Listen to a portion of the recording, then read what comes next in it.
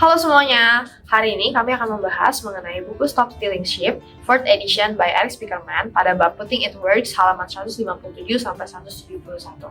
Saya dengan Kristal Aulia, 24 10 10 866. Saya dengan Laura Ricona, NIM 24 10 10 80 63. Dengan saya Maria Lucia Pradaroman dengan NIM 24 10 10 80 62. Pada bab Putting It Works, bab ini dibuka dengan penekanan bahwa tipografi tidak semata-mata soal keindahan visual atau estetika huruf, melainkan lebih dari itu.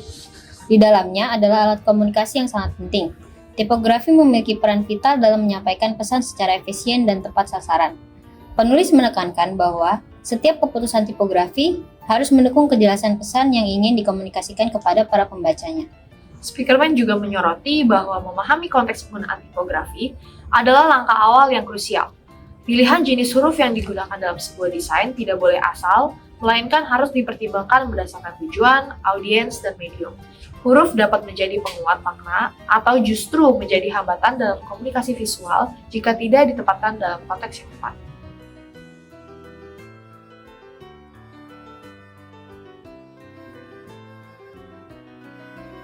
Nah, di sini pembaca diajak untuk memperluas wawasan dengan memperhatikan bagaimana tipografi ini diaplikasikan di berbagai media. Contohnya, dalam iklan, dalam kemasan produk, atau antarmuka digital.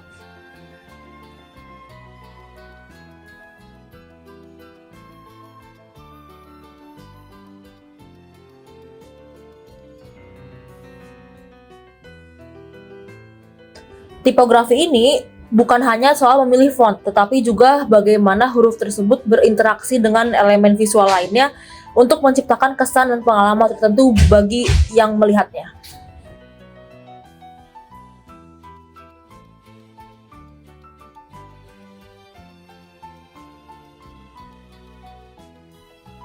Konsistensi tipografi disebut sebagai fondasi penting dalam membangun identitas visual sebuah merek. Ketika jenis huruf, ukuran, dan tata letak digunakan secara konsisten, maka publik akan lebih mudah mengenali dan mengingat merek tersebut.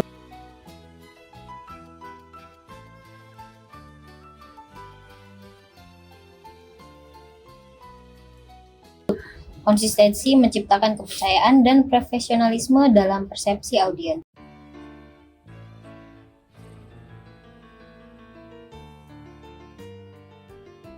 Spiekerman juga menekankan bahwa pemilihan jenis huruf harus mempertimbangkan audiens target. Persepsi terhadap bentuk huruf dapat sangat bervariasi tergantung pada latar belakang budaya, usia, dan pengalaman seseorang.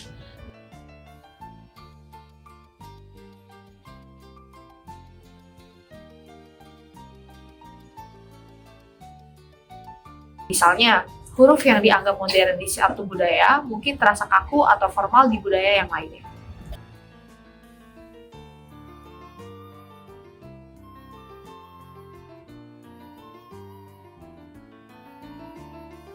Seperti yang sudah dijelaskan, karakteristik huruf menciptakan kesan tertentu. Contoh praktisnya adalah bagaimana huruf sans serif cenderung memberikan kesan modern, bersih, dan minimalis. Sedangkan untuk huruf serif sering dikaitkan dengan nuansa klasik, tradisional, atau yang lebih formal. Pemahaman ini penting dalam menyampaikan pesan visual yang sesuai dengan karakter brand atau konten.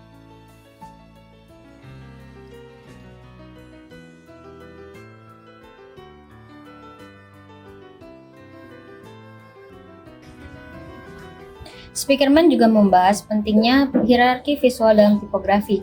Dengan menggunakan perbedaan ukuran, berat huruf, dan posisi, desainer bisa mengarahkan perhatian pembaca ke berbagai informasi yang paling penting terlebih dahulu. Ini membantu dalam penyampaian informasi yang sistematis juga efisien. Ia juga menyarankan agar perbedaan hierarki tidak hanya bergantung pada ukuran huruf saja, tetapi juga pada elemen-elemen lain seperti tebal tipis huruf atau font weight, huruf kapital, dan spasi antar elemen. Tujuannya adalah untuk menciptakan struktur informasi yang memudahkan pembaca dalam memahami isi desain.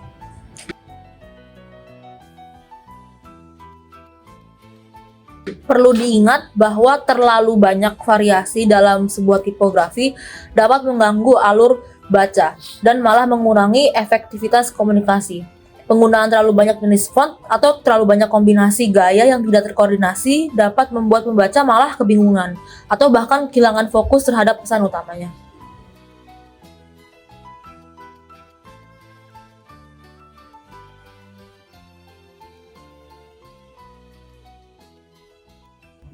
Nah, untuk menjaga konsistensi juga keterbacaan, penulis menyarankan agar desain membatasi jumlah jenis huruf yang digunakan dalam satu desain. Idealnya 1 hingga 3 jenis huruf sudah cukup, dengan variasi gaya seperti italic atau bold dari font yang sama untuk menambahkan dinamika tanpa merusak keselarasan.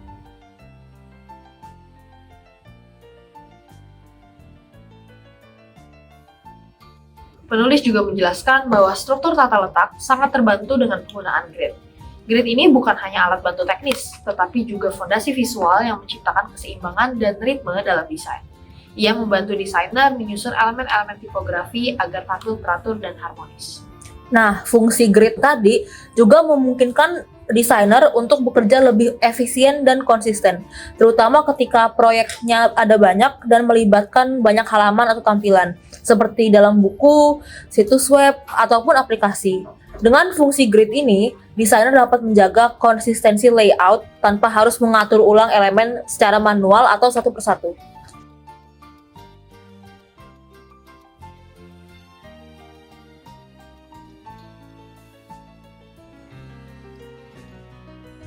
Speakerman juga menyoroti aspek teknis namun penting, yaitu pengaturan spasi antara huruf atau kerning dan antar kata atau tracking. Kedua elemen ini sangat mempengaruhi keterbacaan teks. Spasi yang terlalu rapat atau terlalu renggang bisa mengganggu kenyamanan membaca dan membuat teks terlihat kurang profesional.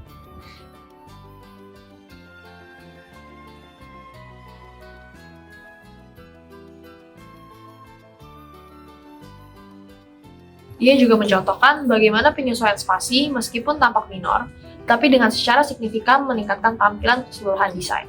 Perhatian terhadap detail-detail kecil inilah yang membedakan desain tipografi yang baik dengan yang asal-asalan.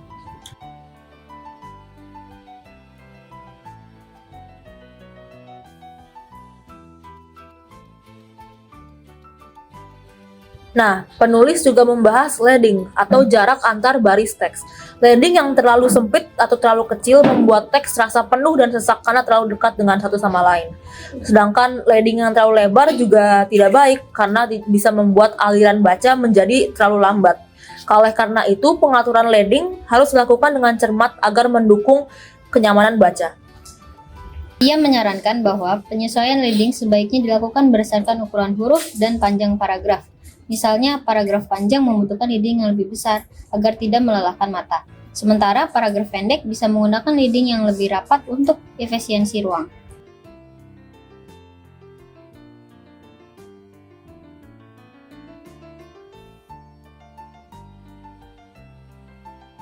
Speakerman menegaskan bahwa tipografi harus selalu mendukung isi pesan. Desain huruf tidak boleh menjadi pusat perhatian utama yang mengalihkan fokus dari konten. Sebaliknya, ia harus memperkuat makna dan tujuan dari informasi yang disampaikan.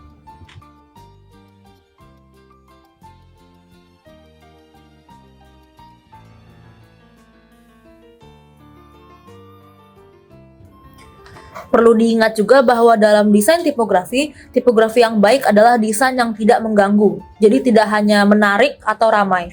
Terkadang keefektifan sebuah desain justru terlihat dari seberapa tidak terlihatnya elemen tipografi tersebut. Dalam artian, pembaca harus dapat mencerna informasi yang ada tanpa terdistract atau ada hambatan visualnya.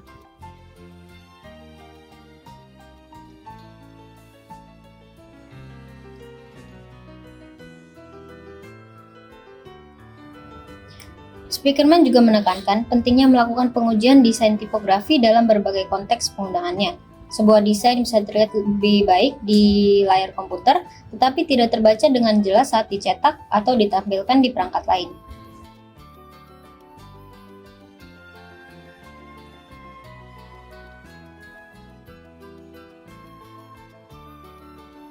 Ia juga menyarankan agar desainer melihat hasil desain dari berbagai sudut dan jarak pandang, serta mencoba mencetaknya atau melihatnya di perangkat yang berbeda. Hal ini berguna untuk mengevaluasi keterbacaan, kontras, dan efektivitas visual tipografi dalam situasi nyata.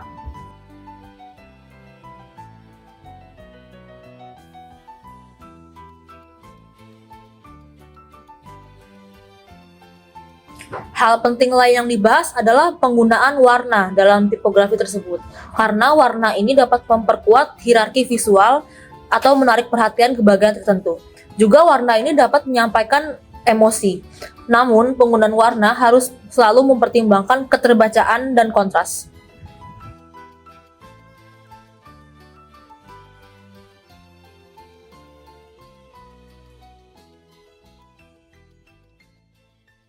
Ia mengingatkan bahwa kontras antara teks dan latar belakang adalah kunci utama keterbacaan. Teks yang kontras rendah dengan latar belakang yang akan sulit dibaca. Tidak peduli seindah apapun jenis hurufnya, penggunaan warna harus dilakukan dengan bijak dan sesuai konteks.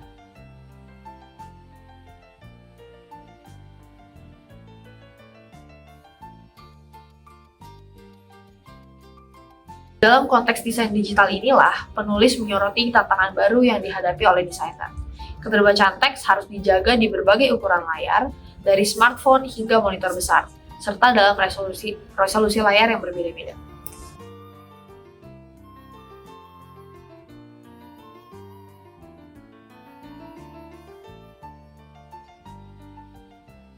Disarankan untuk menggunakan font yang secara khusus dirancang untuk media digital untuk menghindari hal tersebut. Font jenis ini biasanya lebih jelas di layar dan mempertimbangkan aspek-aspek teknis juga, seperti anti-aliasing dan juga hinting, yang membantu untuk meningkatkan kejelasan huruf di berbagai media perangkat.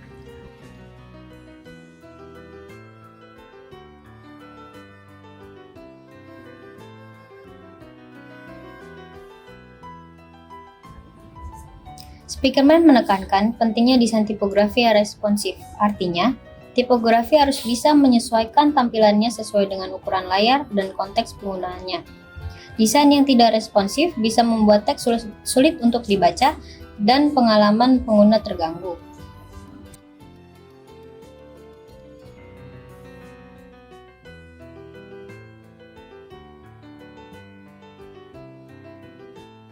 Ia juga menjelaskan bagaimana tipografi memainkan peran strategis dalam branding, huruf-huruf yang digunakan dalam logo, iklan, dan materi komunikasi lainnya menjadi bagian dari identitas visual perusahaan.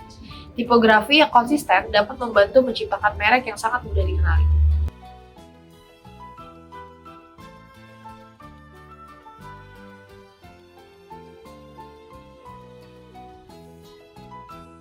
Speakerman memberikan berbagai contoh perusahaan besar yang sukses membangun identitas branding mereka melalui tipografi.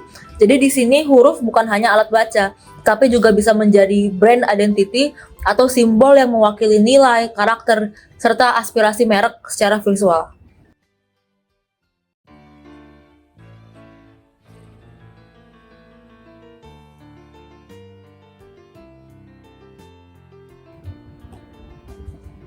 Beliau mendorong pembaca untuk aktif mengamati bagaimana tipografi dilakukan di sekitar mereka, baik di media cetak, digital maupun di ruang publik. Observasi ini penting sebagai proses pembelajaran berkelanjutan sebagai desainer. Speakerman juga menyampaikan bahwa dunia tipografi harus terus berkembang. Desainer perlu bersikap terbuka terhadap eksperimen, teknologi baru, serta berbagai pendekatan kreatif.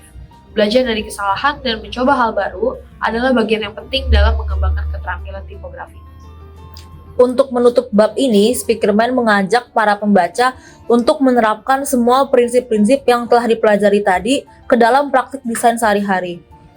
Tujuan akhir dari tipografi bukan hanya membuat desain yang menarik, tetapi juga menyampaikan informasi secara jelas dan baik.